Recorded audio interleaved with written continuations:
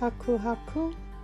While reflecting, I thought of 3 main reasons that have guided me towards this work in public health: my chronic illness, my first health education class, and my family. I was first diagnosed with idiopathic intracranial hypertension, a rare chronic illness that causes one's body to mimic the symptoms of a brain tumor, when I was 5. I was always scared of going to the hospital, as I did not want to make my parents go into medical debt for me, which caused me to wait until the symptoms worsened before asking to go to the hospital.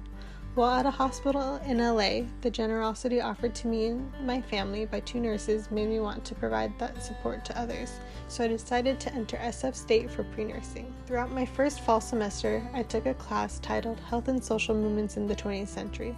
It was in learning more about the community work of the Black Panthers and the Young Lords, social determinants of health, and the relation between health and social movements that I fell in love with public health.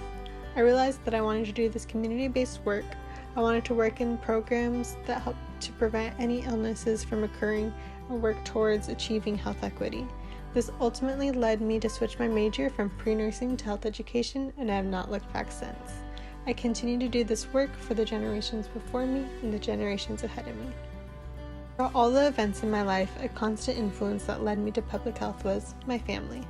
Growing up in a multiracial, ethnic, cultural, and low-income house, I was aware of how biases and isms affected me at a young age.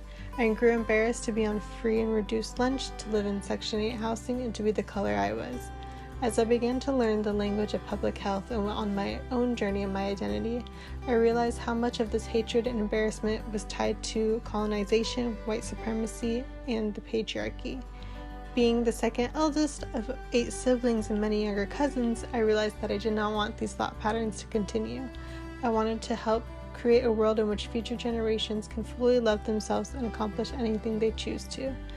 This is why I decided to learn more and work towards ending biases and achieving health equity through both education and advocacy, and ultimately lead to decolonization, to create a space in which Indigenous people have full sovereignty and land back.